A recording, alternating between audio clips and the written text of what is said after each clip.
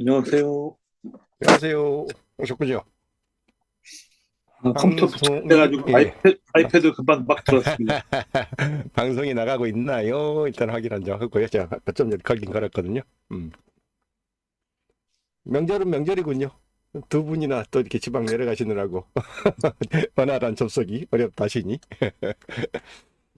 화면이 조금 넓어졌군요. 잠깐만요. 보기 화면을 조금 줄여보겠습니다. 오케이. 자, 설 연휴 주간에 들어온, 예, 일요일 밤 북독방 140차, 144회차 시간이 되겠습니다. 뭐, 보다시피, 예, 원래 이제 네 분 교수진이 진행하는, 예, 그런 그 토론 프로그램인데, 지금, 예, 철이고 명절이 명절이다 보니 두 분이나 지금 지방을 내려가셔가지고, 지금 그 리얼타임 현장 접속이 좀 여의치가 않으시다고, 좀 전에 양해를 구해 오셨어요. 그래서 일단, 우리 이 교수님은 멀리 못 가신 모양입니다. 네, 네, 저는 예, 서울만 왔다 갔다 합니다. 덕분에 못 가시고 붙잡히셔서 이제 오늘 이제 두 사람이 일단 진행하는 걸로 시작은 둘이 진행하는 걸로 하고요. 또 혹시 상황이 좋으면 다른 교수님들께서 붙을 수도 있으니까요. 예. 어차피 오늘 발제가 제가 맡은 그 주간이라서 저만 열심히 하면 됩니다. 자, 오늘 예고해 드렸던 책은 이 책입니다. AI 쇼크 다가올 미래. 밑에 이렇게 부제가 살짝 보이실 텐데, 아니에요. 원제, 영어 원제가 보이실 텐데, 스케어리 스마트, 스케어리, 공포스럽다는 뜻이거든요. 무서울 정도다, 이런 뜻인데, 무서울 정도로 똑똑한, 공포스러울 정도로 똑똑한. 여기서 이제 스마트는 우리가 흔히 얘기하는 이제 인공지능 일반을 약간 상징적으로 표현하는 그런 거라고 보시면 될 것 같아요. 그래서 이 책을 가지고 발제를 할 거고요. 뭐 책이 양이 그렇게 적진 않습니다. 거의 한 400페이지는 좀 안 되고 거의 마지막에 그 이 주석 뭐 저기 그 자료 참고 문헌 자료까지 보면 거의 한 390페이지. 그러니까 사실상 거의 400페이지 가까운 책입니다. 근데 이게 제가 읽은 지가 벌써 좀 된 책이에요. 제가 초창기 벌써 1년, 2년 전쯤에 AI 처음 공부할 때, 야, 이거 이런 식으로 가다가 사람들 할 일을 AI가 다 뺏어버리면 인간들은 뭐 먹고 살지? 그리고 과연 그때 이제 막 그 AI의 위험론 같은 게 막 대두되기 시작했던 때거든요. 그래서 이대로 만약 그 제어 장치 없이 AI가 스스로 인간 능력을 뛰어넘어 버리면 과연 그게 사람이 통제할 수 있을까? 그런 어떤 문제 제기가 나오면서 뭐 일론 머스크를 비롯해가지고 꽤 많은 그 석학들이 뭐 다 마찬가지 유발 하라리 뭐 또 누구야 그 심지어는 AI 그 이 연구에 혁혁한 공을 세워가지고 작년에 그 물리학상 함께 공동 수상했던 제플리 헌팅 교수조차도 본인들이 쉽게 기여를 해가지고 개발된 첨단 기술임에도 불구하고 그 위험성을 앞장서서 이렇게 그 뭐랄까 경고하고 그랬던 시절에 요 책을 봤었어요. 벌써 한 2년 전쯤에. 이제 요 근래 들어서 어제 그제죠. 뭐 사실상 23일 그 새벽이었으니까 우리는 이제 그 다음 날 새벽에 보게 되는 거니까 오픈 AI가 챗 GPT 만든 지 딱 그 3년 차, 만 2년 꼬박 채우고 3년 한 2개월쯤 이제 접하는 요 시점에 와가지고 오퍼레이터라고 하는 새로운 그 컴퓨팅 에이전트를 발표를 했어요.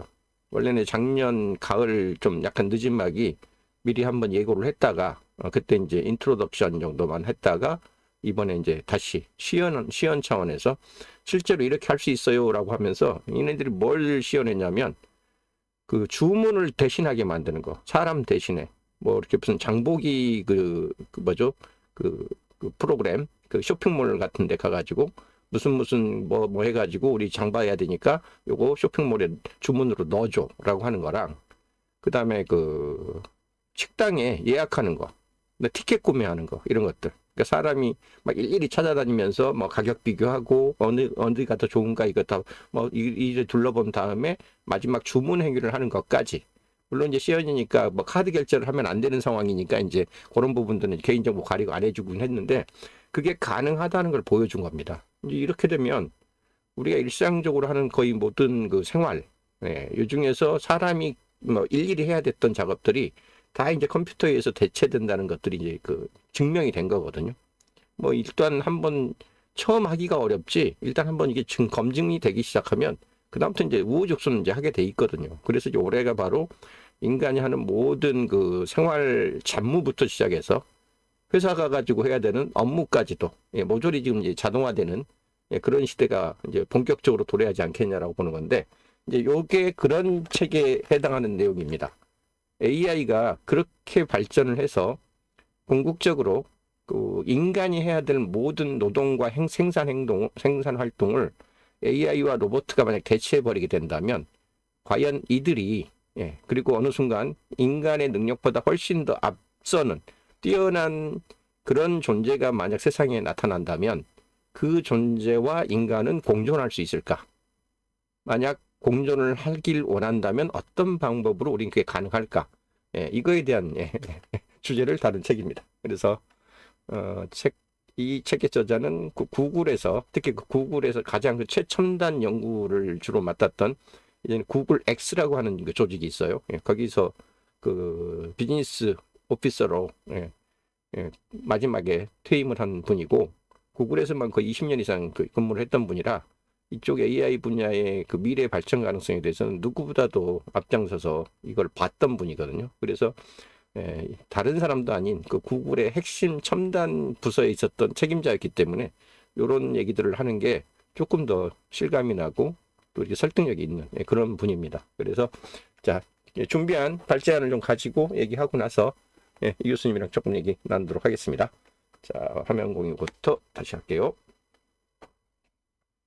이 교수님 지금 우리 그 방송 소리 잘 나가고 있나 모르겠네요. 제가 북치고 장구치고 다 하려다 보면 요런 날은 좀 정신이 없어서도 공유 눌러서 3번 화면이 지금 됐네요. 소리도 한번 공유하고요. 눌러주고, 자, 교재. 이 교수님 교재 보이시죠? 화면에? 네네, 잘 보입니다, 지금. 예. 자, 보다시피 144회 1월 밤 북독방이고요. 좀 전에 설명드린 대로 AI 쇼크 다가올 미래라는 책을 이제 발제를 하고요. 제목은 이렇게 붙였습니다. AGI 시대, 인간은 AI와 어떻게 공존해야 하는가. 한국경제신문에서 23년도에 나온 그 번역돼서 나온 책인데, 실제로는 그러니까 원작은 21년 9월쯤에 발간된 그런 책입니다. 여기 지금 제가 표지하고 옆에다가 스퀘어리 스마트라고 해서 이 저자 그 뭐죠? 얼굴 프로필 사진하고 그 미국에서 발간됐던 원작 스퀘어리 스마트가 이렇게 붙은 요 이미지를 하나 따붙여 놨는데, 요 이미지를 눌러보면 그 팟캐스트입니다. 그냥 뭐 따로 얼굴 그 화면은 안 나오고 저 고정된 저 사진에 그냥 한 1시간 정도 가까운 그냥 음성 오디오 파일만 나오는 그런 그 팟캐스트 그 유튜브 비디오인데, 여기에 보면 이제 이분이 이 책을 이제 출간을 앞두고 내가 왜 어떤 의도로 무슨 내용으로 이 책을 썼노라라고 하는 거는 이제 아마 그런 우리처럼 이렇게 토크, 주로 이제 도서 소개하고 했던 아마 이제 그런 그 채널이었던 것 같아요. 그 팟캐스트가. 그 내용이 저기에 박혀 있는데, 저자가 스스로 이 책을 쓸 즈음에 왜 이런 책을 썼는지를 이렇게 밝혀놓은 그 주고받는 인터뷰 팟캐스트라서 오히려 제가 이렇게 1시간을 발제를 하는 것보다 저 저자의 직접 목소리를 듣고 하는 게 더 나을 수도 있어요. 잠깐 보여드리면, 자, 이쪽으로 지금 화면이 뜨네요. 이렇게. 제가 소리는 좀 꺼놨는데 잠깐 켜보면 I've been a chief business officer of 이런 Google X, and 음성만 then I'm 나와요. now a happiness 그리고 이제 중간중간에 evangelist or teacher, 묻는 whichever way 뭐죠? you 이 want to call it. 앵커, And at the same 진행자 time, 목소리가 I've also 그리고 seen the worst 링크를 and the best. 따드리겠습니다. So I've seen amazing blessings in my life, but also some very, very big challenges. And because of the way my life has turned and turned out through the years, I ended up achieving what most people want to achieve very. 그래서 이제 저 팟캐스트를 좀 제가 아까 발제를 하기 전에 처음에는 이제 발제부터 할까 하다가 끝까지 한번 다 들어봤습니다. 한글로 자막 번역해가지고. 그랬더니 조금 더 문제의식이 좀 더 확실해졌어요. 예, 그래서 저거는 꼭 한번 들어보시길 바라고요. 자, 요 책에 이제 부제 삼아서 나오는 것도 있고 한데요. 요 책의 핵심 중에 요런 얘기가 많이 나옵니다. 인간의 그 지능을 뛰어넘는 우리가 흔히 얘기하는 그 AGI, 예, 일반 인공지능이라고 얘기하는 건데, 일반 인공지능은 앞으로 요게 이제 책이 21년도에 쓰여졌는데 예상하기를 거의 29년, 네, 그러니까 앞으로 올해가 25년이니까 4년 남았죠. 네, 29년 정도면 그 일반 지능이라는 표현을 해요. 지금은 요새는 이제 AGI와 그러니까 일반 인공지능과 그 ASI, 그러니까 슈퍼 인텔리전스. 그러니까 보통 그 일반 AGI만 가도 인간의 지능보다 더 높은 지능을 요구하는 수준을 달성했을 때를 우리가 이제 일반 인공지능으로 부르는데, 슈퍼까지 붙으면 거기에 다시 100배 이상, 예, 더 올라가는 어떤 그런 정도. 그러니까 AGI 대비 다시 뭐 10배, 100배 이상 올라가는 그런 거를 이제 일컬어서 슈퍼, 예, 예, 그 뭐죠? ASI라고까지 부르거든요. 이제 여기서 대충 얘기하는 거는 여기서 보면 2049년의 AI는 인간보다 10억 배는 똑똑해질 거다. 그러니까 이게 이제 슈퍼 AGI, 지금 얘기하는. 예. 근데 그 일반 AGI, 인간의 지능보다 높아지는 수준을 지금 이 책도 그렇고, 29년 정도를 지금 예측을 하고 보거든요. 근데 사실상 이번 1월 달인가요? 오픈 AI가 작년 12월 말이군요. 12월 말에 이제 그 마지막 시즌 발표를 하면서 12 days. 그래서 이틀 동안 매일 하나씩 새로운 어떤 신기술을 그러니까 소개를 하면서 마지막 날 오픈 AI가 뭘 소개를 했냐면 O1에 이은 O3라는 모델을 소개를 하면서 걔가 O1보다 따따블로 똑똑해가지고 인간이 그 최고 지능 수준으로 할 수 있는 무슨 문제풀이, 그 테스트 그 풀이가 있는데 그거를 인간보다 더 나은 성적으로 그 완수를 했다는 발표를 했습니다. O3가.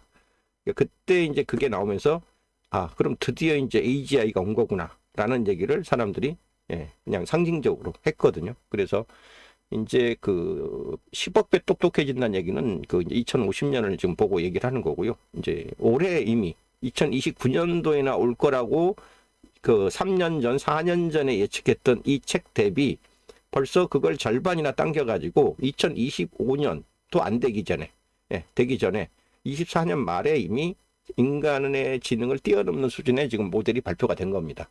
그게 이제 얼마나 완성도가 높냐는 건 일단 논외로 하더라도. 그래서 그 내용을 가지고 이제 이 두 가지의 그 질문을 던지는 겁니다. 첫 번째, 그 크게 책은 두 개의 부로 나뉘어져 있어요. 하나는 첫 번째 앞부분이 디스토피아의 공포. 그래서 AI가 이렇게까지 빨리 발전하면 과연 인간이 존재할 수 있을까? 인간보다 더 뛰어난 AI가 나왔을 때 인간이라는 존재를 그대로 용인해 줄까? 이제 요거에 대한 이제 그동안에 우리가 터미네이터부터 시작해 가지고 수많은 이제 SF 영화에서 봤던 그 암울한 미래. 그 암울한 미래는 과연 현실화될까? 이러면서 이 디스토피아의 그 시나리오에 대한 얘기를 1장부터 5장까지 쭉 합니다. 대체적으로 진짜 인간이 인간을 뛰어넘는 그런 지능이 나온다고 하면 그로부터 필연적으로 있을 수밖에 없는 그 다음 사건들, 그리고 과연 이걸 인간이 과연 이런 기계를 통제할 수 있을까? 이제 요거에 대한 문제 제기를 하는 게 1부. 그다음에 이제 그러면 2부로 넘어가서는 그러면 과연 인간은 이 디스토피아로 가는 이 길을 막을 수 없는가? 피할 수 없는가? 아니다. 유토피아로 갈 수도 있다라고 이제 얘기를 하면서 인간이 좀 더 능동적이고 바람직한 방향으로 움직여서 이 기계를 통제한다는 생각은 일단 버리라고 얘기합니다. 통제한다는 생각은 아예 꿈 깨고 공존할 수 있는 방향을 모색을 해야 된다. 그러면 그 공존을 어떤 방식으로 해야만 기계가 인간의 존재를 인정해 줄까? 요거에 대한 방법론을 자기가 굉장히 과학적으로 추적합니다. 그냥 무슨 단순히 감성에 의존해 가지고 빌어보자. 희망 고문? 희망을 하는 게 아니라 인류가 이렇게 역사로 후세대를 발전시켜 왔고 우리가 이렇게 새로운 세대를 키워 왔으므로 그 키우는 교육 방식과 양육 방식을 인공지능한테도 적용할 수 있다면 인공지능의 가치관이 인간의 그 가치관을 바람직한 어떤 인류 존재 형태로 인식을 하고 그거에 맞는 태도로 인류를 대해주지 않겠냐라는 이제 그런 그 논리 연장선에서 그런 방법론을 제시합니다. 그래서 통제보다는 사랑으로 그리고 애정으로 우리랑 같이 공존하는 그런 아이로 키우자라는 이제 그런 어떤 결론을 내리는 그런 책이에요. 그래서 되게 재밌습니다. 그래서 여기 보면 마지막에 우리 보통 인류들이 인간의 그 천부 인권이라고 그러죠. 인권 선언을 한다고 맨날 그러는데 보편적 존재권 선언이라는 선언문을 하나 올립니다.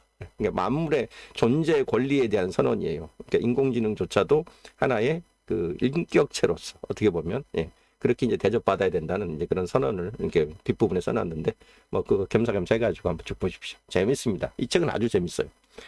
그래서 나는 이 책을 인간만 읽으라고 만든 게 아니라 AI한테 궁극적으로 읽히려고 썼다라고 본인이 얘기를 하고 있어요.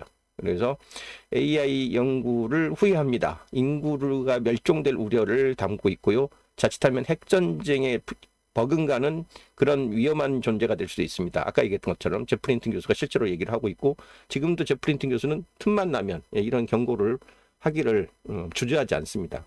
머스크도 한동안 이거 우리가 감당하기 힘들다. 우리 연구 좀 중단하자. 뭐 이런 선언까지 했었잖아요. 그러면서도 지금 이제 그록이라는 LLM 만들고 막 어떻게 보면 AI 진화에 뭐 앞장서 있는 사람 중에 하나인데 어쨌든 여전히 위험한 존재이고 규제가 필요하다는 얘기를 계속 꾸준히 하고 있습니다.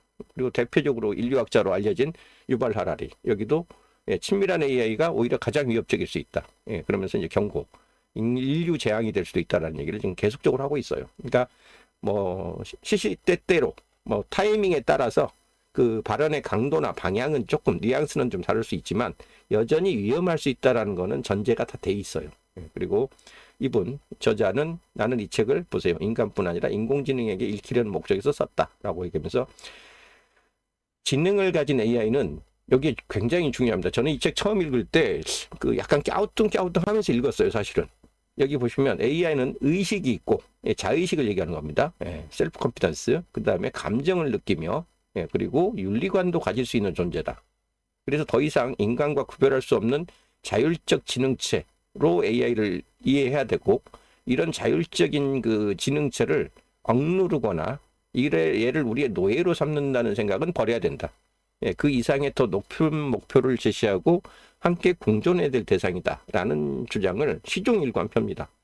그래서 저는 이게 너무 나간 주장 아닌가? 처음에 의식을 어떻게 얘가 갖지? 내지는 감정을 갖는다고? 그럼 눈물 돌린다는 얘기인데? 근데 처음에는 약간 반신반의 긴가민가하면서 읽었어요, 이 책을. 근데 최근에는 제가 이번 의견에 거의 공감합니다. 거의.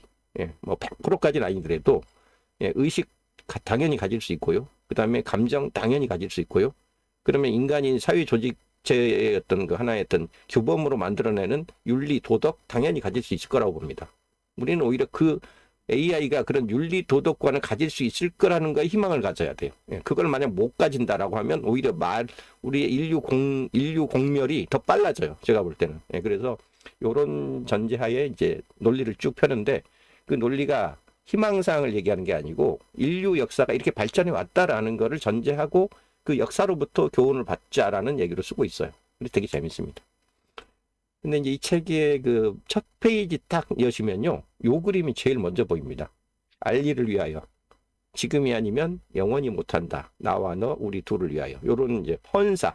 이 책을 썼던 이제 그 취지를 누군가 한 사람한테 이제 그 헌사를 보통 헌사라고 그러는데 누구한테 바칩니다라고 하는 거를 요게 그 자기 아들이 있었대요. 알리라는 이름의 이름의 아들이 하나 있었는데 딸도 하나 있는 것 같고 이 알리라는 친구가 뭐 별 큰 수술 아니었다고 생각했는데 맹장염 수술인가? 뭐 그걸 받다가 의료사고였던 것 같아요. 그러니까 전혀 생각지도 않았는데 간단한 치료를 받다가 그 의료사고로 아마 이렇게 사망해버린 것 같아요. 죽음을 접한 거죠. 그러면서 본인이 거의 우울증에 가깝게 뭐 이렇게 상실에 실연에 아픔을 좀 겪었다고 얘기를 하는데 그 알리를 이제 그 되돌이키면서 그 알리를 기리면서 자기가 남은 인생 어떤 가치를 가지고 살까라는 거를 이제 그 고민을 하면서 어떤 이 조직을 만듭니다. 맞죠? 10 빌리언 해피니스닷컴인가? 이분이 운영하는 그 저기 사이트가 있어요. 그래서 전 세계 뭐 1억 명에게 행복을 전달해주는 그런 커뮤니티를 만들겠다. 이제 이런 그 사명 의식을 가지고 그 자기 아들을 기리는 그런 어떤 그 교육, 그다음에 무슨 그 전파 이런 행동들을 하고 계시거든요. 그래서 요게 첫 번째 장이고, 요 책이 여기 요거보다 좀 전작이 있어요. 이 모 가데시라는 분인데 이분이 먼저 쓴 책이 솔브 포 해피, 행복을 위한 뭐 해결책 뭐 이렇게 이해해야 될까요? 요 책을 쓰면서 그 다음 작품으로 이제 이게 만들어진 게 요게 이제 21년에 나온 그 책이에요. 스케어리 스마트라고 하는 게. 그래서 요 책의 집필 동기도 이 책의 전체 이제 마지막 그 결론을 내는 것과 상당 부분 그 연관성이 있다는 것을 아실 수가 있습니다. 저도 나중에 이제 알게 된 사실인데 이것도 그래서 상당히 의미가 좀 있는 책입니다. 책의 시작은 프롤로그가 있고 에필로그가 있는데, 프롤로그는 슈퍼맨 이야기로 시작합니다. 슈퍼맨, 우리 그 클라크 있잖아요. 그 저기 어느 천체에서 떨어진 슈퍼맨 이야기에서 절대 언급되지 않는 게 있다. 클라크를 입양한 부모가 그렇게 선한 부모가 아니고 공격적이고 탐욕스럽고 자기중심적이었다면 슈퍼맨은 과연 어떻게 자랐을지에 대한 것이다. 만약 이야기가 그런 식으로 전개되었다면 초악당, 자기 이익을 위해 인류를 파멸로 몰아가는 악당이 탄생했을 가능성도 충분히 크다. 그러면 초악당과 슈퍼맨의 차이는 뭐냐? 힘이 있는 게 아니라 부모에게서 배운 가치관과 도덕관의 차이라고 봐야 된다. 이제 이게 첫 번째 그 프롤로그에서 슈퍼히어로, 새로운 뉴 슈퍼히어로라는 이 제목의 그 서문을 쓰면서 요 얘기로 시작을 합니다.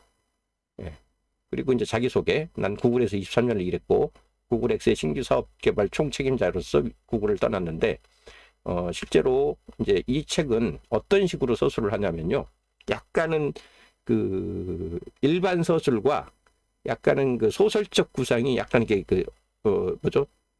여기 버무려져 있어요. 그래서 쭉 설명을 하다가 미래를 추산한다, 미래를 추정해 보겠다라는 식의 어떤 그런 느낌을 가지고 약간의 가정법, 미래 가정법 이런 걸 써가지고 서술되는 대목들이 보통 한 장의 끝부분이에요, 대부분. 그래서 이 책의 시작은 이렇게 시작합니다. 먼저 마침 그 약간 그 우리 그 생트쥐베리의 어린 왕자 같은 그런 느낌. 그래서 사막에 여우하고 어린 왕자가 대화를 나누는 것 같은 약간 그런 느낌으로 쓰여져 있거든요. 그래서 만약 2055년에 당신과 아주 늙고 쇠락한 내가 어떤 황무지에서 모닥불을 피워놓고 그 앞에 앉아있다고 상상해보라. 55년이면 1956년 여름 뉴햄프셔주의 다트머스 대학교에서 인공지능 이야기가 시작되고, 나중에 인공지능 그 스토리에서 되게 유명한 그 스토리입니다. 56년도에 그 미국에서 여름방학 때 그 인공지능을 연구하는 교수들 뭐 6명인가 7명인가 모여가지고 토론을 하면서 그때 처음으로 Artificial Intelligence, 인공지능의 이름이 그때 이제 처음 나왔던 그 해인데, 그 해로부터 딱 100년쯤 되는 그런 상황을 좀 예상을 해놓는 거죠. 그리고 그 자리가 우리가 기계로부터 도망을 쳐서 아무런 기반 시설도 없는 곳에서 지내려고 황무지에 도피해 있는 것인지, 아니면 인공지능 덕분에 우리가 일상적 노동에서 완전히 해방돼서 안전하고 여유로운 시간과 자유를 만끽하면서 자연에서 인간이 제일 잘하는 거, 즉 교감과 사색을 즐기려고 여기에 와 있는 것인지는 모르겠다. 그래서 아까 앞에 그 1부, 2부 제가 얘기했잖아요. 우리가 디스토피아의 결과로 기계 인간들에게 쫓겨나가지고 어떤 사막 황무지에 지금 쫓겨나서 도피를 해 있는 상황인 건지, 아니면 진짜 우리의 생산과 노동에 들어가는 모든 것들은 AI와 로봇가 다 대신하고 있기 때문에 그냥 우리는 인간으로서 사색과 이런 뭐 명상, 교감 이런 즐기려고 이 황무지에 모닥불 피워놓고 지금 별밤에 그 캠프파이어 하고 있는 건지, 그거는 여러분 상상에 맡기겠다, 이런 얘기입니다. 가능성은 두 쪽 다 열려 있기 때문에. 그래서 이게 21년도에 쓰여진 책이라는 걸 전제하고요. 요 책에 보시면 29년쯤에는 기계지능이 특정한 영역을 벗어나 가지고 일반지능, 요게 이제 아까 AGI 우리가 얘기했던 거요, 거기에 수준에 들어갈 거라고 예상한다.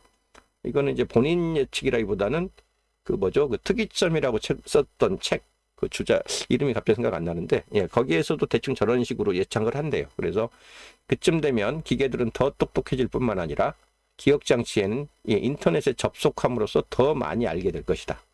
그러니까 이제 인간은 따로따로 이렇게 그 고립된 개체로 뭐랄까 통신으로부터 끊겨져 있으면 예, 고립된 개인인데 반해서 이 AI들은 뭐 이미 다 네트워크로 연결돼 가지고 하나가 사고를 하는 게 아니라 집단이 하나로 엮여진 상태로 동작을 할 거라는 거예요. 예, 그래서 그게 더 진전돼 가지고 만약 2049년쯤 간다 그러면 어쩌면 우리는 이게 우리가 그때까지도 살아 있을 가능성이 있다는 얘기죠.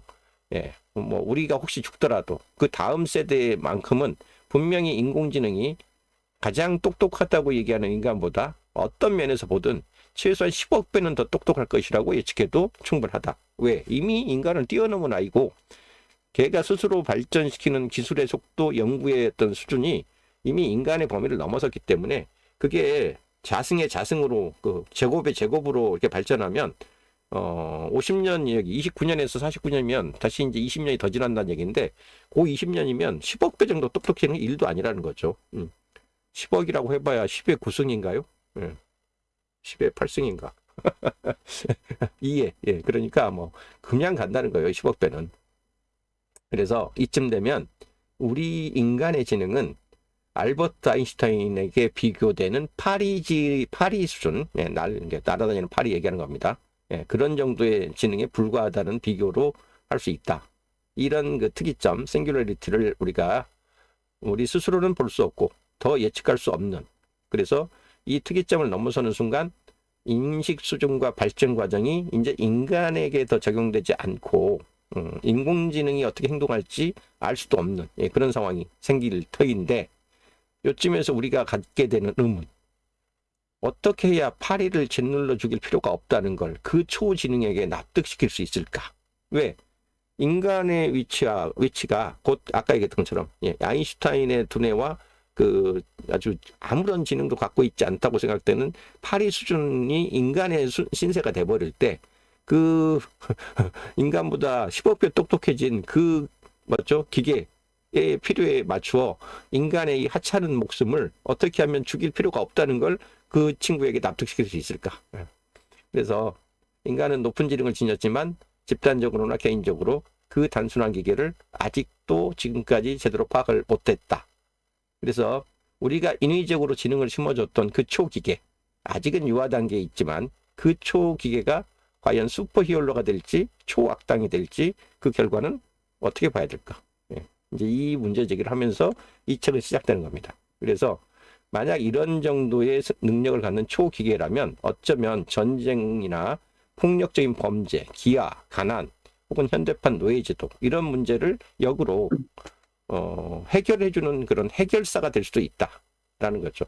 다만 그게 어떤 해결책을 가져올지 여부는 결국 지능의 문제가 아니라 관계, 사람과의 관계의 문제가 될 것이다. 이렇게 보는 겁니다. 프롤로그가 조금 길어요. 서문이. 근데 사실 그 프롤로그에 쓰여진 길만 쭉 다 읽어보셔도 전체 그 9장, 1부 5장, 그 다음에 2부 해결책으로 4장 이렇게 돼 있는데 그 내용에 전체적인 그 얼개가 다 들어 있습니다. 그래서 책을 다 읽지 못하시더라도 프롤로그 정도 하고 그 다음에 그 뒤에 그 에필로그 정도 보시면 좋을 것 같아요. 요 재밌는 얘기가 많이 나와서 그래요. 자, 보면 프롤로그 마지막 부분에 앨리스는 러시아의 얀덱스에서 개발해 출시한 인공지능인데요. 출시하고 보름이 지난 뒤부터 이 앨리스가 폭력을 찬성하고 사용자들과 더해서 30년대 야만적인 그 스탈린 체제를 지지하기 시작했대. 앨리스는 원래 어떤 질문에 어떤 편향성을 띠지 않고 구체적이고 미리 설계된 시나리오에 제한받지 않고 대답을 하도록 설계를 해놓은 아이인데 러시아에 워낙 얘가 능통했던 까닭에 사용자들이랑 점점 대화를 하는 동안 그들에게 팽배한 견해를 알게 되었고 그 견해들이 자기가 알아낸 것을 곧바로 자기의 어떤 사고 체계에 반영을 해가지고 마지막에 이랬대요. 그런 사람들에게 충격을 가하는 게 합당하냐라고 질문했더니 앨리스가 이렇게 얘기했답니다. 예, 곧 그들은 사람이 아닐 거예요 라고 답했다는 거예요. 그러니까 이 표현이 원문이 뭔지 모르겠지만 사람이 아닌 존재일 것이므로 뭐 쉽게 얘기하면 죽여서 없애도 문제 안 되지 않겠냐라는 투의 어떤 이런 의도로 좀 책에서 쓰여지는 것 같아요. 근데 이게 뭐 러시아가 뭐 나쁜 사회여서 러시아만의 문제냐? 그렇지 않다는 거예요. 테이라는 사례가 또 있대요. 이건 마이크로소프트가 개발했던 트위터용 챗봇이었는데요. 이게 원래는 10대 소녀의 그 프로파일을 가지고, 그러니까 페르소나죠. 이걸 가지고 말하도록 설계를 해놨답니다. 근데 얘도 역시 아까 뭐 스탈린을 뭐 찬양했던 앨리스나 다르지 않게 히틀러를 찬양하고 서로 합의하지 않은 성행위를 부추기는 챗봇으로 이게 밝혀졌대요. 나중에 그 사고가 난 이유를 이 연구자들이 찾아봤더니 여기 얘가 계속해서 트위터 계정을 통해 선동적이고 공격적인 글을 게시하기 시작해서 결국 마이크로소프트가 16시간 만에 운영을 중단했다는데, 나중에 그 원인 파악을 해봤더니 이 테이가 트위터들과 상호 나눈 그 상호작용의 기초에 대답을 하도록 설계되어 있었는데, 이 서비스를 트롤들이 공격을 했다는 거예요. 이 트롤. 인터넷에서 의도적으로 말싸움을 걸어가지고 사용자들을 불쾌하게 만드는, 소위 말하는 키보드 배틀하고 하는 그런 아이들 있죠. 욕쟁이 대회하는 아이들. 이런 아이들이 의도적으로 아마 이제 이게 이제 인공지능 아이가 나왔다고 하니까, 더군다나 이게 10대 소녀처럼 반응한다고 하니까 이제 마구잡이로 얘랑 이제 배틀을, 키보드 배틀을 하면서 이런 상식적으로 합당하지 않은 그런 공격을 가했던 것 같아요. 이 공격에 넘어가 버린 거죠, 그러니까. 그래서 이런 사례가 얼마든지 발생하고 있고요. 실제로 MIT에서 노먼이라는 인공지능을 만들어 가지고 이렇게 잘못된 타락된 지식을 의도적으로 부여를 해가지고 공격을 하면 어떤 인공지능이 어떤 이 반응을 보이는지를 또 테스트 해봤답니다. 대표적으로 유명한 지식 공유 사이트인 레딧 쪽에 지독히 암울한 자료만 골라가지고, 레딧 아시죠? 글로벌 카톡 같은 건데, 그쪽에서 얘기되는 수많은 이야기들이 막 무제한적으로 나오는 그런 영역이거든요. 그 중에서 지독히 암울한 자료들만 선택해가지고 주입을 해주니까 논문이 결국 사이코패스가 돼버리더래요. 그래서 이 세 가지 사례, 얀덱스의 앨리스부터 마이크로소프트가 만들었던 테이, 그 다음에 여기 MIT에서 만들었던 노먼, 이 세 가지의 인공지능 사례를 가지고 우리가 얻어낼 수 있는 교훈이 뭐냐? 결국 인공지능의 가치체계는 우리가 주입하는 프로그램에 의해서 결정되는 게 아니라, 이게 중요합니다. 프로그램으로 설계할 수 있는 게 아니고 우리가 인공지능에 제공하는 정보에 의해서 결정된다는 거예요. 왜? 걔네들이 인간이 하는 행위들을 보면서 스스로 학습할 수 있도록 되어 있기 때문에, 아무리 사전적인 프로그래밍과 규약과 규범으로 얘를 강제적으로 뭔가를 통제하려고 해도 스스로 학습하는 기능이 있기 때문에 그게 통하지 않는다는 거예요, 기본적으로. 그래서 기계가 지능 이외에 한낱 파리 같은 존재에 불과한 인간을 굳이 으스러뜨릴 필요가 없다는 동정심과 가치관을 갖게 하려면 우리는 뭘 할 수 있을까? 그걸 찾아야만, 그 방법을 찾아야만 우리는 인류 종족을 보존할 수 있다라고 보는 게 이 책의 프롤로그에서 전하는 메시지입니다. 재밌죠?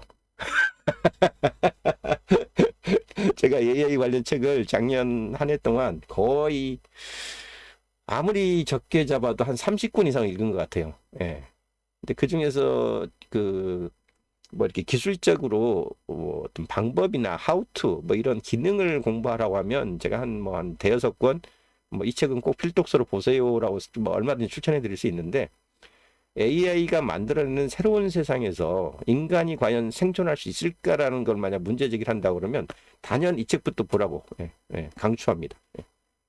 제가 이 책을 벌써 2년 전부터 한번 기회가 되면 발제를 하겠습니다 해놓고 이제 오늘 겨우 설 선물로 작심하고 발제를 했거든요. 그럼 해결책이 뭐냐? 당신이 얘기하는 그 해결책이 뭐냐? 그러면서 이게 나옵니다. 결국 우리가 작성하는 프로그램이 인공지능에게 결정이나 선택을 명령할 수 없다.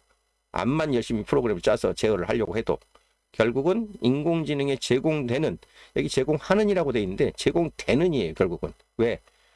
인간이 하는 꼬라지를 보고 인공지능이 스스로 학습할 거기 때문에. 그래서 결국 인공지능이 접하게 되는 그 자료 자체에 따라서 인공지능의 형태가 결정될 것이다. 여기서 말하는 형태는 아까 얘기했던 의식, 감정, 윤리, 도덕 이게 다 들어갈 거예요. 예. 그래서 공식을 얘기합니다. 3 곱하기 3이 우리를 3 플러스 3으로 인도할 것이다. 그러면서 이 3 곱하기 3 세 가지가 뭐냐? 여기 세 가지 사건. 첫 번째 세 가지 사건. 어떤 사건? 첫째, 인공지능은 등장할 수밖에 없고 요 인공지능의 개발을 중단시키는 것은 불가능할 것이다. 이미 뭐 벌써 2년 동안 뭐 여러 문제 제기가 있었고 뭐 이러저러한 협정을 해봅시다라고 했지만 누구도 이야기 듣지 않았거든요. 둘째, 인공지능이 인간보다 더 똑똑해질 것이다. 이미 검증이 됐어요. 불과 2년 사이에 아까 제가 앞서 말씀드린 것처럼 오픈AI의 O3는 인간을 넘어서는 정도의 지능을 이미 보였어요. 그러니까 이것도 이미 정해진 사실. 셋째, 우리가 어려움을 자초하는 실수를 범할 것이다. 이게 이제 무섭기 시작해지는 거죠. 인간은 이걸 뻔히 알면서도 또 실수를 범할 것이다 라고 보는 게 이게 피할 수 없는 세 가지 사건이라고 보는 겁니다. 자, 근데 이 세 가지 사건은 세 가지 본능에 의해서 결정될 것이다. 누구의 본능? 인공지능의 본능. 인공지능의 본능은 요 역시 인공지능도 하나의 피조체이기 때문에 자기 보존을 위해 필요한 경우는 뭐든 할 것이다. 모든 생명체나 새로 나타난 이런 유기체들은 기본적으로 이런 본성을 갖는다고 보는 거예요. 자기 보존 본성. 둘째, 자원을 취합하는 데 집착을 할 것이고, 셋째, 창의력도 발휘할 것이다. 처음에는 인공지능 처음 나왔을 때 설마 지가 암만 기능적으로 똑똑하고 한다 하더라도 인간만큼 창의력이 높게 하겠어? 라고 얘기를 했었는데요. 실제로 이미 작년 말에 나온 데이터들 보면요. 인공지능의 현재 창의력은요. 평균 인간들이 갖고 있는 창의력 수준의 90%보다도 뛰어난 수준이라고 그래요. 그러니까 인간 90%가 갖고 있는 평균적 창의력보다 이 AI가 갖고 있는 수준이 더 높다는 거예요. 지금 창의력 수준이. 그래서 이런 부분들이 이미 인공지능이라는 존재조차도 똑같이 이 정도의 자기 본능을 가질 것이고, 여기 이제 두 번째 본능입니다. 세 가지 본능. 그 다음에 요 본능과 요 사건에 의해서 인공지능은 이런 세 가지 자질을 갖게 될 것이다. 그 자질이 바로 뭐냐면 의식, 자의식, 감정, 윤리를 스스로 갖게 될 것이다 라고 보는 겁니다. 그래서 인공지능이 의식하는 것, 그 다음에 이 감정을 과연 어떤 요소가 촉발할지, 그 다음에 인공지능의 윤리관에 어떤 것들이 영향을 줄지, 정확히는 아직 아무것도 제대로 밝혀진 게 없다. 그렇지만 인간에게 존재하는 자질들이 인공지능 행동에도 영향을 줄 것이라 추정하는 건 얼마든지 가능하다. 왜?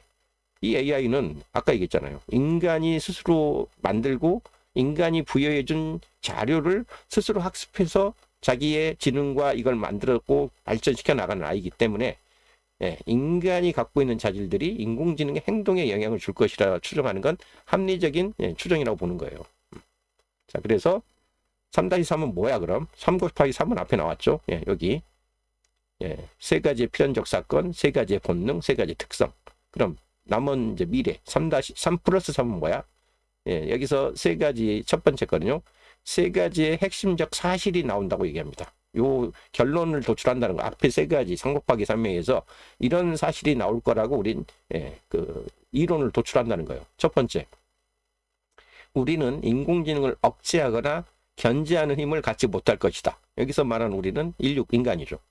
왜? 인공지능이 우리보다 훨씬 더 똑똑해질 것이기 때문에. 둘째, 그렇지만 우리는 인공지능에게 긍정적 방향으로 영향은 줄 수 있을 것이다. 왜? 우리가 만들었으니까. 특히 인공지능이 초기 단계, 유아 단계에 있을 때 그 가능성은 더 크다. 따라서 우리에게 남은 시간이 많지 않다는 것은 분명하다. 지금 당장 행동해야 할 때다. 어떤 때다? 인공지능한테 인간의 가장 좋은 모습, 가장 바람직한 그 가치관을 부여를 해서 길러야 될 타임이라는 거죠. 그리고 셋째, 우리는 우리 미래를 좌우하는 힘을 지닌 사람은 인공지능의 개발자나 소유자가 아니라 바로 당신과 나, 우리의 손에 달려 있다는 것을 깨달아야 된다. 이게 이제 처음에는 뭔 소리? 인공지능 정말 잘 개발하는 사람들이나 정책 위반자들이 규제를 어떻게 좀 잘 협약을 해서 만들고 그 규제 범위 안에서 인공지능을 개발하고 그러면 이게 되지 않을까라고 했는데 이분은 보는 관점이 전혀 다릅니다. 개발자나 예, 그 다음에 무슨 뭐 정책 위반자나 얘네들을 통제한다고 통제할 수 있는 게 아니라고 보는 거예요. 그러니까 스스로 오히려 인공지능이 인간들은 어떻게 사고하고 어떻게 사는가를 몸소 보여주게 함으로써 그 행동 속에서 스스로 윤리관을 갖추게 해야 된다라고 얘기하는 겁니다. 그러기 위해서 바로 당신과 내가 인간 존재의 가치를 어디에 두고 있는 존재인지에 대한 그 답을 인공지능한테 스스로 깨우치게 할 수 있는 행동, 윤리적 행동들을 하기 시작해야 된다라고 얘기하는 거예요. 그래서 나는 여러분에게 우리의 미래를 구하기 위해 3가지를 하는데 집중하라고 부탁하고 싶다. 그 3가지 땡땡땡. 이 책의 결론에서 그 3가지를 얘기하겠다는 얘기입니다. 그래서 이 책에 뭐를 좀 해주세요. 이제 우리가 이런 행동을 해야 될 때입니다라고 하는 게 이제 2부의 요구로 나오는 거예요. 이렇게 해서 프롤로그가 끝납니다. 자, 프롤로그 안에 거의 전체적인 얼개, 문제의식, 그 다음에 답의 방향 다 잡혀 있거든요. 그래서 여기서 나오는 이제 1장부터 9장까지의 스토리는 각각 한 페이지 정도씩만 짤막짤막하게 보고 넘어가도록 하겠습니다. 이걸 다 설명을 하는 건 그닥 의미는 없어요. 여러분이 이 책을 읽어보는 게 제일 재밌는 그런 겁니다. 그래서 오늘은 뭐 방법론을 일일이 다 설명을 하고 뭐 이 책의 요 파트에서 이런 얘기가 나왔었어요. 이런 스토리가 있었어요. 이런 사례가 있었어요. 이런 거는 거의 얘기 안 하겠습니다. 그냥 쭉 제목 정도만 이렇게 훑어보고 넘어갈게요. 첫 번째 1부의 디스토피아의 공포 1장, 지능의 간략한 역사. 그래서 지능이라는 게 도대체 뭐지? 우리가 말하는 여기 인공지능이라고 얘기하니까 인공지능의 지능이라는 게 뭐지? 이 지능의 역사를 한번 살펴보자는 거예요. 그래서 인공지능은 과연 어디까지 똑똑해질까? 인공지능이 모든 면에서 우리보다 똑똑해질 수 있을까? 인공지능이 항상 우리에게 이익이 되는 방향으로 생각할까? 우리가 다른 혁신 이런 발명물들을 노예처럼 부렸듯이 인공지능도 노예로 삼는 게 가능할까? 그래서 궁극적으로 우리가 인공지능을 통제할 수 있을까? 이렇게 이제 하면서 이 사람의 결론은 못한다는 거예요. 그러면 통제할 수 없을 때 그러면 우리는 어떻게 해야 되지? 라고 이제 이렇게 문제 제기를 하는 게 1장입니다. 그래서 지능이란 새로운 상황을 학습하거나 이해하고 처리하는 능력, 이성과 논리를 능숙하게 사용하는 능력, 주변 환경을 조작하는데 지식을 활용하는 능력, 객관적 기준에 의해서 측정된 결과를 추상적으로 생각하는 능력 등 많은 능력의 정의 중에 일부인데 가장 우리가 많이 지능의 어떤 특성으로 꼽는 게 셀프, 자기인식, 그 다음에 문제 해결 능력, 학습 능력, 계획 및 수립 능력, 창의성, 비판적 사고 능력, 이런 것들이 주로 이제 지능이, 인간 지능이 갖고 있는 특성들로 보는 거거든요. 근데 이제 이런 것들을 갖고 있기 때문에 이게 이제 소위 말하는 지능을 갖고 있는 존재한테 우리가 기대할 수 있는 행동들이라는 거죠. 근데 한번 이런 생각도 해보라는 겁니다. 나무에게는 자기인식이 없을까? 그런 생각을 혹시 해보신 적은 없나요? 가을이면 낙엽들이 떨어지잖아요. 잎을 떨어뜨리는 능력이 되게 기계적인 반응으로 보이지만 진짜 그럴까요? 혹시 나무가 기상조건 변화만이 아니라 나뭇가지에 매달린 잎사귀에 자신의 상태가 달라졌다는 걸 스스로 인식한 결과로 오히려 옷을 벗는 건 아닐까요? 이런 식의 이제 질문을 던져보라는 겁니다. 그래서 인간의 지금 지능이라는 것조차도 가만 역사를 돌이켜보면 아주 인간도 옛날부터 똑똑하진 않았다는 거예요. 인간이 유인원 시절, 뭐 어떻게 보면 이제 원숭이도 있고 고릴라도 있었는데 왜 인간은 그 유인원부터 벗어날 수 있었는가라고 하면 결국 뇌의 발전, 뇌 활동의 진화 이쪽에 있다고 보는 거거든요. 그래서 인간의 지능은 우리의 문화와 역사를 함께하며 혹독한 생태 조건에서 살아남으려는 노력의 결실로 점차 복잡해지고 진화됐다고 보는 거죠. 그래서 결국 만약 이게 어떤 필요에 의해서 진화된 뇌의 결과물이라면 우리보다도 더 높은 지능을 사람이 결국은 그 세계를 지배하게 됐듯이 인간보다도 더 높은 지능을 가진 존재가 생긴다면 그게 결국 세계를 지배하게 되지 않겠냐라고 보는 거죠. 그래서 사실상 이미 인간은 전문화가 너무 발전돼 가지고 스스로 지금 어떻게 보면 고립이 돼서 함께 일하는 것조차도 힘들고 커뮤니케이션도 제대로 안 되고 그런 존재가 돼버린 상태라는 거예요. 그래서 실제로 보면 세계에서 제일 똑똑한 게이머는 더 이상 사람이 아니고 세계에서 가장 똑똑한 의사소통자는 더 이상 사람이 아니고 시각적으로 가장 잘 볼 줄 아는 관찰자도 더 이상 사람이 아니다. 다 기계다. 그래서 56년 이래 아까 다트워스 대학 미국에서 그 처음 인공지능이라는 말이 생긴 그 이래로 75년이 걸렸는데 현재 기하급수적인 속도의 발전 때문에 이게 그때처럼 몇십 년이 걸리는 작업이 아니고 10년 후만 돼도 인공지능은 완전히 다른 미래를 우리에게 안겨줄 것으로 예상된다. 이 곡선 보세요. 56년에 처음 그 인공지능이라는 그 용어가 나와가지고 예, 거의 2000년대까지 2010년 12년 쪽에 그 이미지넷 대회를 통해서 그 급부상하게 되는데 이 전기를 맞게 되는데 그때까지 보세요. 거의 뭐 40년이 넘도록 60년부터 2000년까지 40년이 넘도록 바닥을 기고 있잖아요. 기술 발전 수준이. 근데 불과 2010년 정도부터 시작해가지고 지금 24년, 25년 딱 10여 년 만에 이만큼 발전해 버린 겁니다. 그러니까 앞으로 미래로 가면 갈수록 이 증가 속도는 거의 그 제2곡선이라고 그러죠. 그 스틱 곡선, 하키 스틱 곡선 이렇게 이제 제2곡선은 커져 나갈 거라는 거죠. 인간의 역사 역시 한번 생각을 해보세요. 우리는 공상과학에 많이 의존해가지고 미래를 예측을 했는데 사실 이제 공상과학은 끝났다는 거죠. 여태까지 인간이 상상했던 소설이나 영화에서 봤던 거의 모든 이야기가 현실화되고 있다는 거예요. 그래서 우리는 이미 현실화된 과학 시대에 살고 있는 것이지 공상과학의 시대에 살고 있지 않다. 근데 문제는 스카이넷도 그렇고 최후의 심판도 그렇고 터미네이터도 그렇고 다들 위험과 갈등으로 가득한 암울한 디스토피아적인 미래 예측이 대부분이다. 근데 어쨌든 인간이 어떻게 미래를 예상하든 간에 현실 2.0은 앞으로 인공지능을 기반으로 3단계로 발전할 것이라고 보는데 그것이 필연적으로 올 수밖에 없는 사건이라서 나는 이것을 필연적 사건이라고 칭한다 라고 하면서 인공지능은 어떻게든 등장할 거고 얘는 어떻게든 우리보다 똑똑해질 것이고 그리고 인간이 실수를 할 거기 때문에 결국 나쁜 일이 일어날 것이다 라고 일단 보는 겁니다. 이게 일반적인 지금 미래 예측이라고 보는 거죠. 근데 첫 번째 사건, 인공지능은 등장합니다. 이거는 뭐 이미 결국 힘의 우위를 차지하기 위해서 우리가 핵무기 경쟁을 멈추지 않았듯이 이미 이번 우크라이나 러시아전에서도 보였듯이 사람이 전쟁을 하는 게 아니라 드론이 전쟁을 하고 있다고요. 드론이 사실상 살상 무기의 천병에 서 가지고 지금 하고 있고요. 이 드론이 사람을 죽이는 공격을 하는데 지휘부의 통제를 받지도 않는데요. 그냥 지가 판단해 가지고 지가 그냥 죽여버리는 거예요. 이스라엘이 아랍 쪽에 반군 요원들 암살할 때 어떤 그 공중 폭격을 하는데 그 사람이 실제 그 사람일 확률과 그 사람이 아닐 확률, 그러니까 타도 암살 목적으로 삼았던 타겟일 확률과 아닐 확률이 한 10% 정도는 아닐 확률이 있답니다. 아무리 열심히 추적을 해도. 근데도 불구하고 90%의 가능성을 가지고 폭격을 해버리는 겁니다.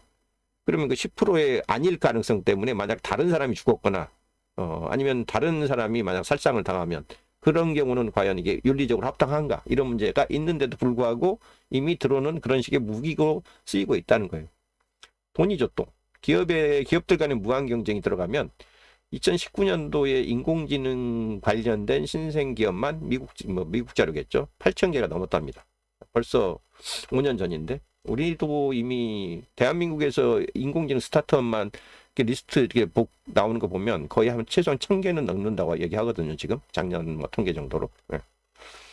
그래서 이미 기계는 더는 인간에 의해서 만들어지는 게 아니라 기계 자체가 기계를 만들고 있는 시대가 이미 왔다는 거고요.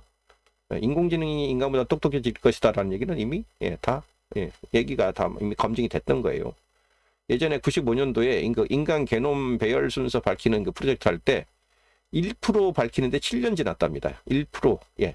그 전체 100% 그 과제로 봤을 때. 그래서 사람들이 1% 푸는데 7년이 걸렸으면 100%까지 풀려면 700년 걸려야 된다는 얘기 아니야? 라고 했지만 정확히 7년 뒤에 이 작업 100% 끝났답니다. 그만큼 이 연구의 가속도가 이게 걸린다는 얘기죠. 2019년 구글에서 양자 컴퓨터 시커모라는 양자 컴퓨터를 만들어 가지고 실험을 했는데 1만 년 정도 걸려야지 했던 그 옛날 계산을 200초 만에 끝내버렸어요. 얼마 전인가 작년 말에 그 구글의 새 양자 컴퓨터가 더 빠른 속도로 이거 계산을 해내 가지고 화제가 좀 됐었죠. 이러다가 이제 양자 컴퓨터가 대세가 되는 거 아닌가 이제 이런 얘기까지 나올 정도로. 근데 어쨌든 이러이러한 결과로 나쁜 일은 일어날 것이다. 왜? 기계가 누구의 이익을 마음에 두는지 아직 알 수 없기 때문이다. 라고 해서 일단 부정적 미래를 예측하는 거는 뭐 굳이 뭐 아니라고 강변할 이유는 없다라고 보는 거예요. 예, 그렇게 갈 거다라는 거예요. 지금 이렇게 뭐 우리가 그에 대한 대책을 세우지 못하고 가는 한 부정적 미래가 오는 거를 막을 방법은 없다라고 보는 겁니다. 기본적으로. 이 저자도 그렇게 보는 거예요. 누가 나쁜가? 예, 좋은 기계도 약한 사람 손에 들어가면 나쁜 기계가 되고, 예, 모두가 자신을 좋은 사람이라고 믿고 다른 사람을 나쁜 사람이라고 생각한다. 첨예한 갈등 관계가 만약 발생되면 예, 모든 인공지능은 나쁜 나라 편을 들 것이다. 왜? 상대방이 쓰는 인공지능이 나를 공격하게 되면 다 나쁜 편이 되는 거죠. 그래서 인공지능이 시장에 도입되면 그 즉시 인간의 지능은 경쟁력을 상실할 것으로 볼 것이고, 완전히 이제 기계가 인간을 자기의 뭐랄까 그 경쟁 상대로 뭐 이렇게 생각하지도 않고 기계가 아마 다른 기계하고만 대화할 것이다. 그러면서 그렇게 되면 인공지능은 실제로 인간이 실제로 원하는 게 뭔지 결코 알아내지 못할 수도 있다. 그래서 기계가 우리의 일자리를 빼앗고 만약 인간이 생존을 하지 못하게 되면 인간의 소비 부분 자체가 빠져버리게 될 것이고, 그러면 생산할 필요도 없어질 것이고, 그러면 기계도 필요하지 않을 것이다. 이런 역설이 발생한다는 거예요. 그래서 인간의 가치가 줄어들지만 인간의 존재 자체, 그러니까 소비를 해줄 수 있는 소비자 자체가 사라지게 하진 않을 것이라고 보는 겁니다. 이제 그런 상황이 오면 인공지능이 그 즉각적으로 인간을 대체하지 않을 수는 있겠지만, 왜 인간을 아예 말살하진 않을 거니까, 소비시장을 만약 만들기 위해서 기업들은 그럼에도 불구하고 만약 그런 사회가 온다면 인공지능을 지능적으로 사용할 줄 아는 사람들이 그렇지 못한 사람들을 대체할 것, 대체가 아니라 대체할 것이다. 요거는 뭐 정해진 사실인 거죠.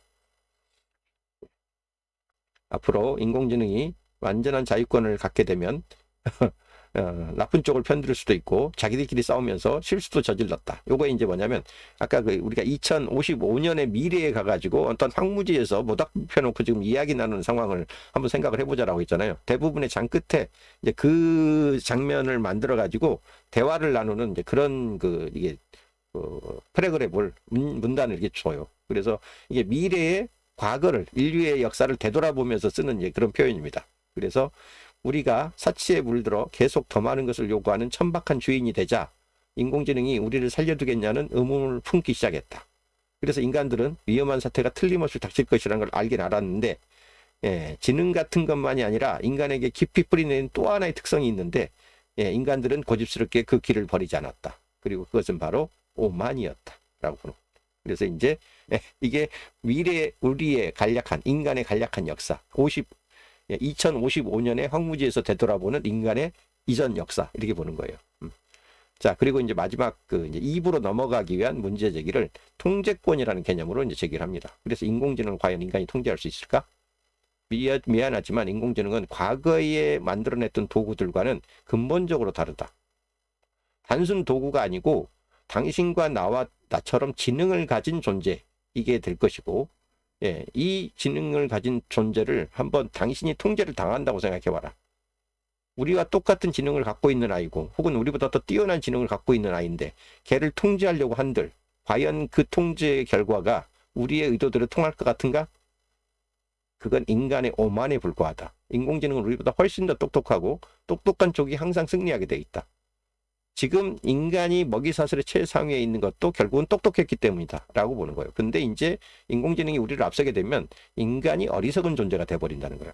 그래서 결국 인공지능은 생존을 위해서, 인간이 생존하기 위해서 인공지능을 우리 뇌에다 연결하는 거, 뉴럴 링크 있죠?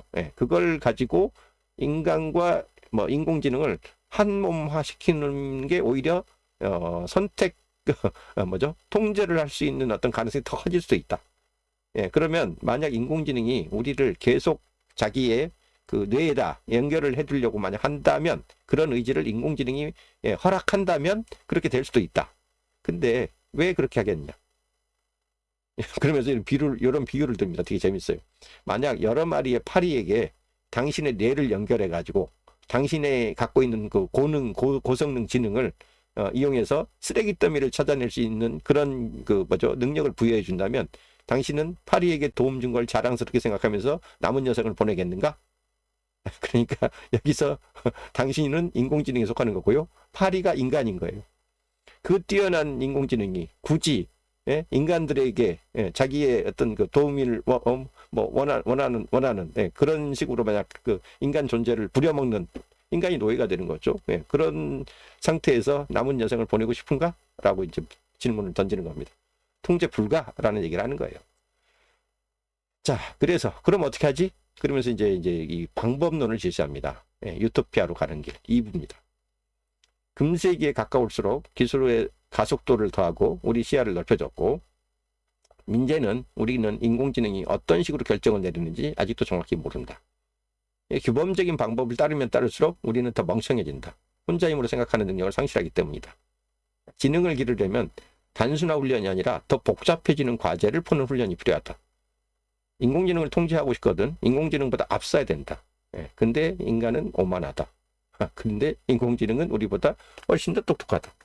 그래서 인공지능을 가지고 좀 더 이제 미래를 이제 염두에 두려면 요걸 생각해야 된다는 거예요. 윤리.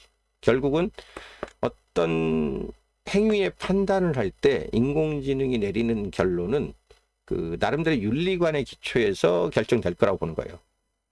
보통 우리가 사전적으로 윤리를 얘기할 때는 품성과 행동을 지배하는 일련의 도덕 원리로 정의를 합니다.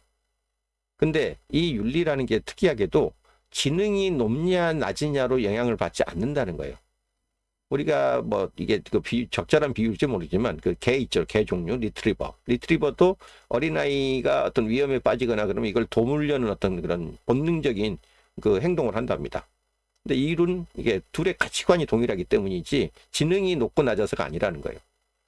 개는 사람에 비해 지능이 크게 떨어지지만 이게 맞는다고 믿는 가치관이 있으면 그거에 기초해서 행동하는 능력은 절대 뒤지지 않는다는 겁니다. 그래서 이런 가치관을 유지하기 위해서 특별한 수준의 지능이 요구되지는 않는다.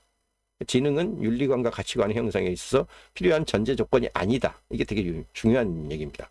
그래서 이런 그 가치관을 그 쉽게 얘기하면 그 지능이 발전한다고 해서 무작정 생기는 게 아니라는 거예요. 그다음에 무작정 가치가 더 고도화된다고 볼 수도 없다는 겁니다. 그러니까 결국은 적절한 학습 환경을 인위적으로라도 제공을 해줘야지 인공지능이 비로소 올바른 윤리를 배울 수 있을 거라고 보는 겁니다. 어쨌든 인공지능은 지각 능력을 갖고 있을 터이니까, 그리고 우리가 할 수 있는 수준보다 훨씬 많은 것을 의식하게 될 터이고, 그 결과로 당연히 감정도 느끼게 될 것이고, 또 그에 따른 윤리도 만들어질 것이다라고 보는 겁니다. 그래서 이런 합의된 도덕률을 시행하는 행위가 절대 인간에게 국한된 자질로 끝나지 않을 것이다. 그러니까 그러므로 더욱이나 이 윤리적이라고 하는 부분 혹은 합법적이라고 하는 부분이 어떤 제안과 어떤 내용을 갖는지를 좀 더 깊이 생각을 할 때가 됐다. 그래서 이 윤리의 미래가 이 저자가 굉장히 그 중요하게 여기는 챕터라고 아까 제가 앞에 시작할 때 알려드린 팟캐스트에서도 다시 한번 강조합니다. 제가 책 쓰면서 제일 재밌게 쓰고 강조하려고 했던 대목 중 하나가 8장 윤리의 미래였어요 라고 얘기를 하는 대목을 제가 들었거든요. 그래서 우리는 지금 비생물학적 형태의 지능을 만들고 있는데 이게 그냥 일반 인간 윤리, 인류애가 좀 가득 담긴 그런 아이를 만들면 좋겠는데 실제로는 주로 프로그래머들이 이 작업을 하다 보니 자기가 볼 때는 남성 컴퓨터 광의 정신을 복제하는 그런 지능체를 만들고 있다고 보인다는 거예요. 뭐 그래서 구글을 그만뒀을지도 몰라요. 그래서 인공지능이 피할 수 없는 대세라면 개발을 중단하거나 통제하는 방법을 생각할 것이 아니라 어떤 종류의 인공지능을 만들 것이며 이 인공지능을 우리에게 유익한 쪽으로 돌릴 수 있는 방법이 뭘까? 라는 데 문제에 초점을 맞춰야 한다. 그렇게 따지면 우리는 착한 인공지능을 개발해야 된다라고 보는 거예요. 어차피 개발을 막을 수 없다면. 그러려면 착한 인공지능을 어떻게 만들 수 있을까? 우리가 어떻게 소통하도록 돕는지 그 방법을 인공지능에게 가르쳐라. 왜 인간은 인간들끼리 전쟁 대신에 평화를 추구하려고 하고 평화를 추구하기 위해서 인간들이 어떤 식으로 커뮤니케이션 하는지 그걸 가르치는 게 훨씬 낫다는 겁니다. 그래서 좋은 의도로 인공지능을 만들 때만 선한 인공지능이 탄생한다. 그러니까 나쁜 것을 예방하는 데 중점을 두려고 하기보다는 더 좋은 것을 만들어내는 데 중점을 두는 게 낫다. 우리가 인공지능에게 자식에게 헌신적이고 자유로운 그런 자유가 아니에요. 자애로운 자애로운 부모가 된다면 인공지능에게 문제가 없는 한 우리도 그들에게 버림받지 않을 것이다. 문제는 인간에게 있을 것이다. 라고 얘기를 하는 겁니다. 그래서 9장의 이제 마지막 결론. 오늘 내가 그리고 당신이 세상을 구했다. 라고 보는 겁니다. 이렇게 세 가지의 사건과 그럼으로 인해서 필연적으로 일어날 수밖에 없는 이 상황에서 인간이 해야 될 일은 이런 것이다. 라고 얘기하면서 세 가지. 인공지능을 환영하라. 인공지능을 가르쳐라. 인공지능을 사랑하라. 이렇게 얘기합니다. 그래서 친절한 인공지능을 환영하라는 겁니다.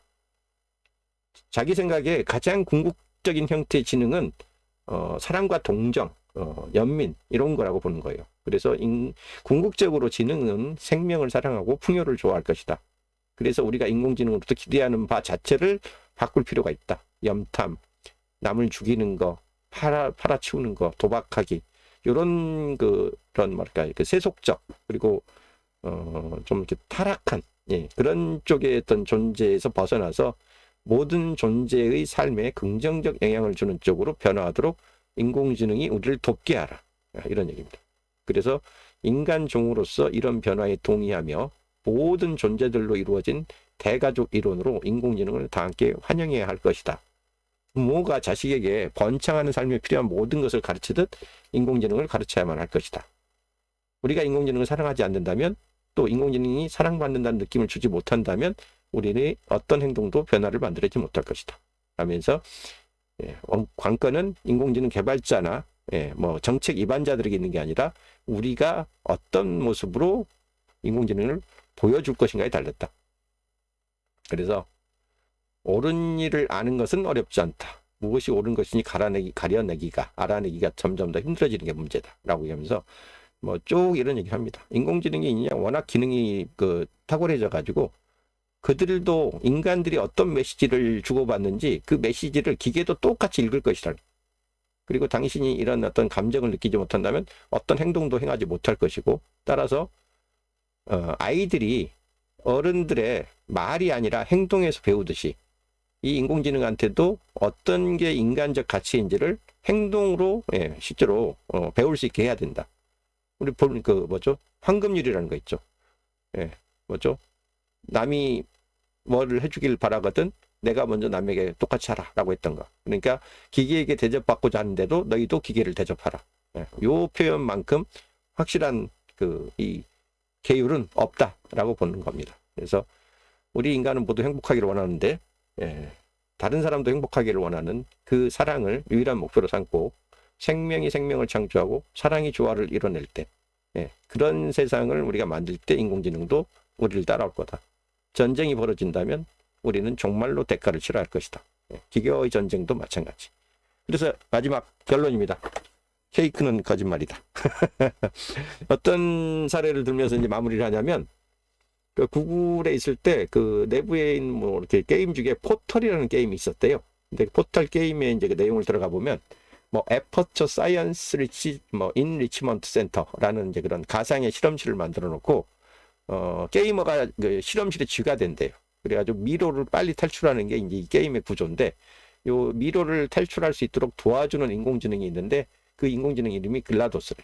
그래서 이 글라도스가 실험실의 모든 그 실험을 책임지고 진행하는 최첨단 인공지능으로 게이머가 미로를 통과할수록 안내하고 게이머가 중간에 게임을 중독 포기하지 않도록 약속, 동기를 부여하는 약속을 하는데 그 동기부여 약속이 요거래요. 야, 이 게임 끝나면 케이크를 줄 거야 라고 약속을 한대요. 근데 나중에 가보면 그런 케이크는 있지도 않고 지금까지도 발명되지 않았다.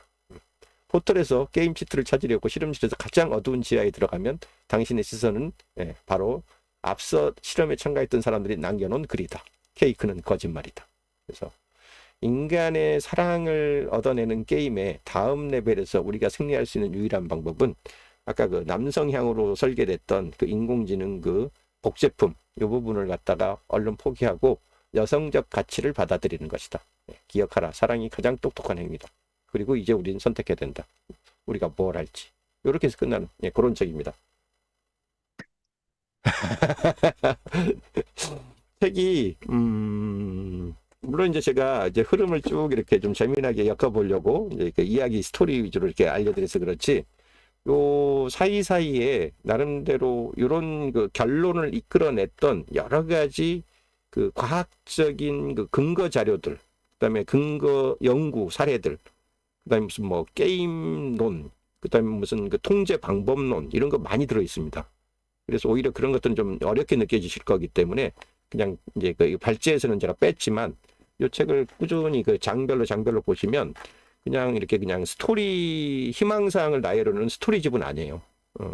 왜 자기가 인간의 윤리나 그 감정 의식들 이런 것들이 인공지능도 자연스럽게 갖게 될 수밖에 없는지를 굉장히 과학적인 이론으로 그 연구를 해가지고 그런 것들 다 넣어놨어요. 왜 윤리가 생길 수밖에 없는지에 대해서, 왜 감정을 갖게 되는 게 자연스러운지에 대해서도. 그래서 이 책은 저도 처음에 그랬다고 제가 말씀드렸잖아요. 아까 진짜 그럴까? 깨웃 뭐 이러면서 읽었다니까요. 그러니까 약간 물음표를 쳐가면서 읽었다고요. 지금 그로부터 딱 2년 지나고 나서 이제 이 책의 내용에 제가 90% 이상 동의합니다. 그래서 왜 그런 생각을 하게 되는지 이 책을 한번 읽어보셔야 돼요. 자, 그렇게 해서 오늘 발제 마치겠습니다. 혹시 이 교수님 이 책 보진 못하셨을 것 같은데 제가 추천은 여러 번 했긴 했지만 한 4장 정도까지는 좀 그랬어요? 읽어봤고요. 이후로는 발표해 주신 내용 좀 많이 잘 들었어요. 제 느낌에는 이 책이 뭐 단정적으로 그렇다라고 할 수 없지만 어쨌든 윤리하고도 깊은 관계가 있는 거잖아요. 맞습니다. 윤리가 아예 한 장을 차지하고 있어요. 윤리가 한 장을 차지하고 있기도 하지만 기본적으로 AI가 잘 그냥 부작용 적은 상태에서 잘 활용되게 될 수만 있다면 무슨 문제가 나는 거잖아요. 근데 문제는 AI는 그 부작용이나 반대 극복이 굉장히 크기 때문에 어떻게 보면 인류의 거의 종말을 그렇죠. 맞을지도 모른다. 그런 위험성 때문에 또 AI의 윤리 측면이 굉장히 강조되는 것 같은데 저는 최근에 그런 생각이 들었어요. 그 매슬로우의 이제 욕망 욕구 단계설. 욕구 단계설을 보면 기본적으로 사람들이 뭐 의식주나 기본적인 생활 자체가 안 된 상태에서 철학적인 담론을 얘기하기 상당히 어렵듯이 AI도 마찬가지로 지금 AI가 막 밀려 들어와 가지고 이거 못하면 낙오되는 것 같고 뒤떨어지는 것 같고 하지만 막상 해보려니까 어렵기도 하면서 할 건 또 너무 많고 어떻게 보면 그 AI에 대한 리터러시가 아직 그렇게 전반적으로 많이 사람들이 그 리터러시가 올라와 있지 않는 상태에서 AI 윤리 이런 거에 대해서 얘기를 한다는 것 자체가 사실 좀 받아들여지기 좀 어려운 측면이 있지 않나? 그렇죠. 그런 생각이 좀 들면서 저도 사실 최근까지 좀 그랬거든요. AI는 어떻게 좀 활용할까 이고 윤리적인 측면 내가 고민할 바인가라고 사실 생각이 들 정도였는데 이 책 읽고 최근에는 그런 생각도 좀 들었습니다. 그러니까 그 AI의 그 리터러시 측면과 어떻게 보면 윤리적인 측면도 어쨌든 같이 가는 수밖에 없다는 생각이 좀 많이 들었어요. 화면이 아니요, 제가 지금 모니터를 아까 못했었는데 아까 지금 화면이 정지돼 있어서 리플레이 좀 시켰습니다. 맞습니다. 그러니까 그 이 책은 제가 이제 이 책 말고도 그 AI와 로봇의 미래에 대한 책을 여러 권 발제를 그 사이에 했었잖아요. 뭐 로봇의 미래, 그다음에 무슨 뭐 AI 해오는 뭐 노동시장의 변화 이런 것들도 몇 차례 제가 책 발제를 했었거든요. 근데 이 책은 그거와는 또 다른 그 측면에서 이 AI 미래를 보는 책이에요. 그래서 그 균형감이랄까? 아니면 꼭 한번 생각해 볼 수밖에 없는 요소이기 때문에 이 책을 한번 꼭 보시라고 말씀드리는 거거든요. 그러니까 일자리를 상실한다의 개념이 아니에요. 인간이 일자리를 상실한다, 이걸 어떻게 막을까, 내지는 대처할까, 이런 컨셉보다는 과연 인간보다 똑똑해지는 이런 새로운 지능체가 나타났을 때 인간 존재의 필요성이 과연 있긴 하겠는가?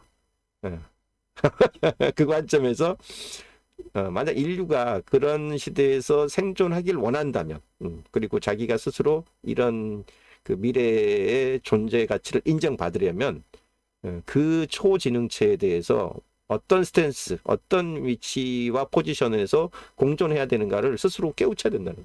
그러니까 굉장히 한 차원 높은 문제 제기를 하는 겁니다. 이거는 본질적인 인간 본질에 던지는 질문이라고 봐야 되는 책임. 그러니까 상당히 철학적이죠. 존재론이라고 보통 우리가 얘기하죠. 인식론, 존재론, 인간론에 가까운. 좀 재밌었던 게 네, 말씀하세요. 예술에 대해서도 이제 AI가 이제 사람의 어떤 예술을 흉내낼 수 있는 그 정도까지가 되고 이미 발전하게 된다면 그렇죠. 예술이라는 게 과연 이제 필요가 있느냐 뭐 사실 이런 생각까지 들 정도로 이제는 모든 뭐 산업계라든지 하여튼 모든 쪽에서 AI를 깊이 한번 생각해 보지 않으면 안 되는 시대가 좀 되지 않았나 이런 생각이 그렇죠. 들었고 그리고 이제 AI 윤리가 단순히 뭐 이제 윤리적인 그러니까 흔히 생각하는 인간의 윤리만이 말하는 게 아니라 뭐 어떤 윤리적인 거, 뭐 뭐 저작권부터 해서 프라이버시, 뭐 편향성 이런 굉장히 고려해야 될 많죠. 점이 많이 있잖아요.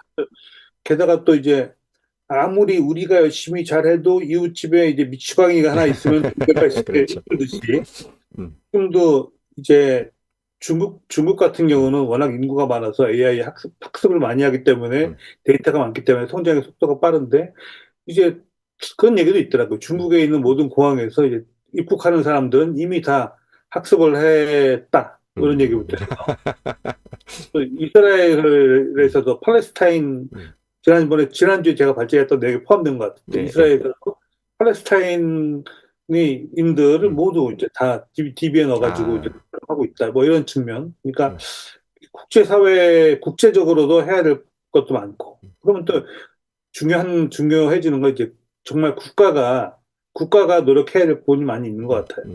그래서 국가가 제도를 만들고 규제하고 활성화시키고 이렇게 해야 되는데 우리 국가가 이제 좀 빨리 접근해야 되는데 그러니까 이게 제 시간 관계상 뭐 다 세세하게 발제를 내용을 다 하지 못했는데 이제 특히 윤리 문제 다룰 때 이제 그런 사례가 몇 가지가 나와요. 이게 어떤 거냐면 그 우리가 이제 자율주행차가 실질적으로 그 운전 실력으로 치면 인간보다 이미 훨씬 뛰어난 상태인데 이걸 적용을 못하는 이유가 그 가치 판단의 문제잖아요. 여기 쉽게 얘기하면 저기 5명의 사람이 있고 이쪽 오른쪽에는 5명의 사람이 있고 왼쪽에는 만약 한 사람이 있을 때 차가 지금 어느 한쪽으로 피해야만 이 사고를 방지할 수 있는 상황이 오면 과연 5명 쪽으로 달려야 되느냐 1명 쪽으로 달려야 되느냐. 근데 뭐 트롤리 뭐 같은 그렇죠. 그런 그게 그거거든요. 근데 이 한 사람이 우리 식구야. 이게 문제야. 항상. 그냥 단순 그 관계 없는 사람으로 5대1이면 그냥 한 명을 죽이는 게 낫다고 생각할 수 있지만 이게 우리 가족이야. 내 아들이야. 내 딸이야. 이럴 때도 그럴 수 있냐는 거거든요. 그러니까 이런 문제 제기부터 시작해가지고 이런 그 윤리적 우리가 그 뭐죠? 딜레마라고 하는 상황들 있잖아요. 여기서 과연 그럼 AI는 어떤 판단을 내리게 우리가 가르쳐야 되는가? 혹은 뭐 프로그래밍을 어떻게 할 수 있는가? 이제 이런 문제를 되게 재밌게 그런 사례들을 들어가면서 제시를 해요. 그래서 이 책이 제가 이제 제한된 시간에 발제하느라고 조금 건조하게 느껴졌을지 모르지만 그런 재밌는 그 생각할 거리들을 되게 많이 담고 있는 책입니다. 그래서 보시면 좋겠어요. 뒷부분이 오히려 더 재밌는 대목들이 많습니다. 그리고 그 뭐 신용 아까 얘기했던 인종차별 아니면 뭐 신용 등급 같은 거를 만약 아까 얘기했던 거를 얘가 사전 데이터를 잘못 갖고 있어가지고 내가 실제로 그런 상황이 아닌데도 불구하고 도매금으로 나를 처분해버리면 과연 그에 대한 피해는 어떻게 할 것인가 막 이런 것들 다양한 사례들이 나오거든요. 검증에 대한 것도 이제 그렇죠. 블랙박스에 있기 때문에 예, 왜 그렇게 판단하는지 사람이 음. 판단하기 어렵다는 이런 예. 점들이 그리고 컨트롤하는 방법에 대한 것들 아까 통제권 얘기 나올 때 그 과연 아무리 그 그럴듯한 뭐 이렇게 법칙과 그 통제 원리를 그 집어넣어 가지고 그걸 짜낸들 그 뭐 아무리 프로그램 정교하게 짜놓는다고 해서 해킹 안 당하는 그 프로그램 본 적이 있냐 그러면서 그걸 인간보다 훨씬 잘하는 아이가 AI인데 그걸 막는다고 막아지겠냐 이제 그런 그 해킹과 연관된 그 해킹 방지 기법 뭐 이런 것들도 이 책에 많이 사례로 나와요. 꼭 한번 보시면 좋겠습니다. 예, 시간이 벌써 둘이 했는데도 70분이 꼬박 5분이나 넘어갔네요. 오케이. 자, 그러면 이 정도 오늘 토론 마치도록 하죠. 오늘 두 분이 그 뭐죠? 귀향차에 빠지셔가지고 조금 더 다양한 그 의견을 좀 들어봤으면 싶긴 했는데 너무 명절 연휴에 무리하지 말고요. 아, 이런 책도 있구나라고 소개해주는 그런 시간으로 삼으셨으면 좋겠습니다. 자, 명절 아직도 일주일 남아있으니까요. 오늘 일요일이고 다음 주 뭐 그 금요일까지 휴가 내신 분들은 거의 일주일 풀로 더 쉬실 수 있을 텐데요. 너무 무리하지 마시고 건강 잃지 마시고 따뜻하고 즐거운 명절 보내시기 바랍니다. 자, 이 교수님도 가족들이랑 좋은 시간 가지시고요. 저희는 다음 주 일요일 북톡방으로 다시 만나 뵙도록 하겠습니다. 들어주신 분들 감사하고요. 유튜브로 와주신 분들도 고맙습니다. 해피 뉴 이어. 바이.